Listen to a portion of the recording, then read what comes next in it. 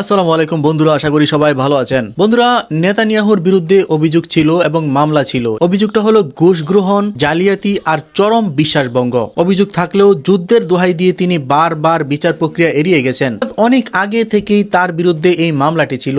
দিনকে দিন তার মামলা পিছিয়ে যাচ্ছে। এর পিছনে একটি রহস্য আছে। এখানে বলা হচ্ছে মজার বিষয় হলো এই আন্তর্জাতিক চোরকে বাঁচাতে মাঠে নেমেছে আরেক সাম্রাজ্যবাদী নেতা ডোনাল্ড ট্রাম্প। ট্রাম্প সরাসরি ইসরায়েলের প্রেসিডেন্টের কাছে দাবি জানিয়েছেন যাতে নেতানিয়াহুকে ক্ষমা করে দেওয়া হয়। খবরে যেটি বলা হয়েছিল যে ইসরায়েলের প্রধানমন্ত্রী বেনিয়ামিন নেতানিয়াহুর বিরুদ্ধে দীর্ঘদিন ধরে চলমান দুর্নীতির মামলার বিচার কার্যক্রম আগামী রোববার থেকে আবার শুরু হচ্ছে। আসলে আমরা যদি এই মামলাটি একটু খতিয়ে দেখি, আসলে তার এটা কি ধরনের মামলা, তো সেই ব্যাপারে আমরা যে তথ্যটি পেয়েছি সেটি হলো ইসরায়েলের প্রধানমন্ত্রী বেনিয়ামিন নেতানিয়াহুর বিরুদ্ধে চলমান দুর্নীতির মামলাটি বেশ দীর্ঘ এবং জটিল। 2020 সালের মে মাসে এই বিচার প্রক্রিয়া শুরু হলেও বিভিন্ন কারণে দীর্ঘায়িত হয়েছে। সম্প্রতি গাজা যুদ্ধের কারণে আদালত বন্ধ থাকায় এটি সাময়িক স্থগিত ছিল, যা এখন আবার শুরু হতে যাচ্ছে, যেটা ট্রাম্প সরাসরি বলছে যে তাকে ক্ষমা করে দেওয়া হোক। চলুন দেখা যাক আমরা যেই তথ্যটি পেয়েছি সেখানে আর কি বলা হয়েছে। সেখানে আরও বলা হয়েছে নেতানিয়াহুর বিরুদ্ধে মূলত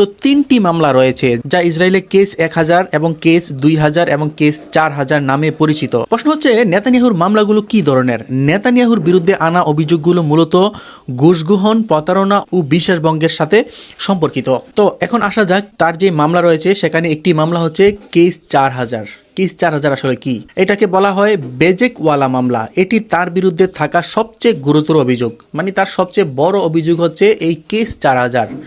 আর এটা কি আসলে? এতে তার বিরুদ্ধে ঘুষ গ্রহণ, প্রতারণা ও বিশ্বাসভঙ্গের অভিযোগ আনা হয়েছে। এখন দেখা যাক আসলে তিনি কি ঘুষ গ্রহণ করেছেন, কি প্রতারণা করেছেন এবং কি বিশ্বাসভঙ্গ করেছেন।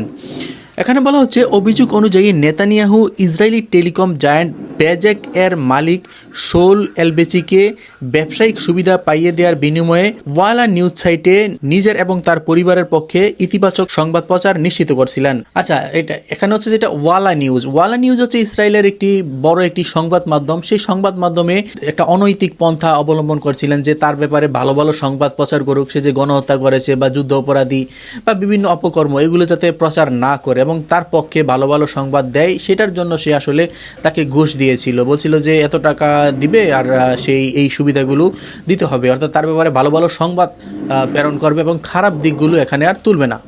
এটা হচ্ছে কেস 4000, এটাই তার ব্যাপারে বড় মামলা। এবারে আসি কেস 1000। কেস 1000 হচ্ছে এটা একটা ছোট মামলাই আসলে। সেটা হচ্ছে বলা হচ্ছে যে অবৈধ উপহার গ্রহণ, সে অবৈধভাবে উপহার নিয়েছে, তাকে গিফট দিয়েছে। এখন দেখা যাক আসলে কি সেই গিফট।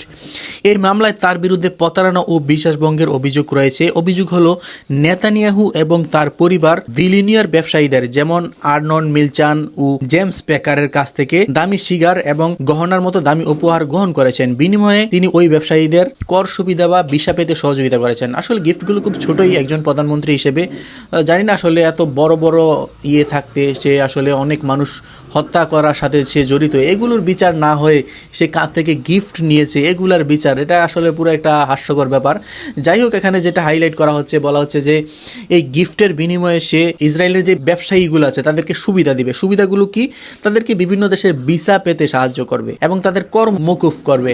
যেমন তাদের বিভিন্ন ব্যবসা আছে, ব্যবসায়িক কর দিতে হয়, সেই করটা আর দিতে হবে না, এরকম কিছু একটা।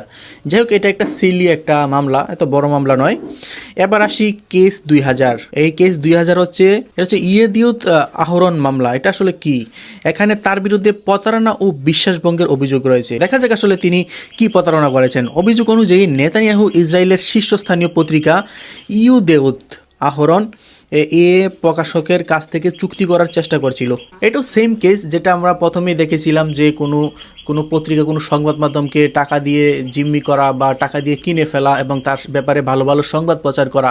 তো এখানেও যেই কাজটি করা হয়েছে যে তার ব্যাপারে ভালো ভালো সংবাদ প্রচার করা হোক, আর তার বিনিময়ে প্রতিদ্বন্দ্বী পত্রিকা ইসরায়েল হায়েম এবং সার্কুলেশন কমিয়ে দেওয়ার আইন পাশ করবেন।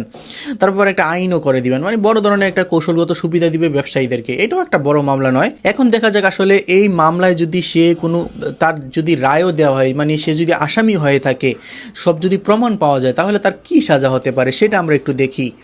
এখানে বলা হচ্ছে ইসরায়েলের আইন অনুযায়ী এই অপরাধগুলো প্রমাণিত হলে সাজার বিধান হলো ঘুষ গ্রহণের অপরাধ, সেটা হচ্ছে কেস 2000-এ তার বিরুদ্ধে ঘুষ গ্রহণের অভিযোগ প্রমাণিত হয়, তবে তার সর্বোচ্চ 10 বছর পর্যন্ত কারাদণ্ড হতে পারে।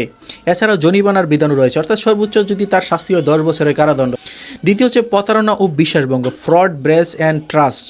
এই অপরাধগুলোর জন্য প্রতিটিতে সর্বোচ্চ 3 বছর কারাদণ্ড হতে পারে। যেহেতু 3টি মামলাতেই এই অভিযোগ রয়েছে, তাই তার সাজাও আরো দীর্ঘ হতে পারে। অন্যদিকে আবার দেখা যাক নেতানিয়াহু এই ব্যাপারে কি বলছেন। এখানে বলা হচ্ছে নেতানিয়াহু শুরু থেকে নিজেকে নির্দোষ দাবি করে আসছেন। তার দাবি তিনি রাজনৈতিক ষড়যন্ত্রের শিকার। তার ব্যাপারে অন্য যে অপোজিট পার্টি রয়েছে তারা তার ব্যাপারে ষড়যন্ত্র করছে, তিনি এটা বলছে। ইসরায়েলের আইন অনুযায়ী দোষী সাব্যস্ত হয়ে আপিল প্রক্রিয়া শেষ না হওয়া পর্যন্ত তাকে প্রধানমন্ত্রী পদ ছাড়তে হবে না, তবে নৈতিক কারণে তাকে পদত্যাগ করার জন্য প্রচন্ড চাপের মুখে পড়তে হতে পারে। এখানে বলা হচ্ছে সে যদি দোষী সাব্যস্ত হয়, ধরলাম সে আসলে অপরাধী, তারপরও তার যে প্রধানমন্ত্রীর পদ সেটা কিন্তু যাবে না। ইসরায়েলের আইন হচ্ছে যে সে যদি কোনো অপরাধী হয় সে আপিল করতে পারবে, সে আপিল অনেক দিন অনেক বছর চালিয়ে যেতে পারবে, এবং এই আপিল চলাকালীন সময়ও সে তার প্রধানমন্ত্রী পদ থেকে বিচ্যুত হতে হবে না। তবে তার একটা নৈতিকতার দিক থেকে বলা হচ্ছে যে সে যেন পদত্যাগ করে, কিন্তু সে তো কখনো পদত্যাগ করবে না। তৃতীয়টা হচ্ছে বিচার প্রক্রিয়া অত্যন্ত ধীর গতিতে চলছে। শত শত সাক্ষ্য গ্রহণ এবং আইনি তর্কের কারণে চূড়ান্ত রায় আসতে আরো কয়েক বছর সময় লেগে যেতে পারে।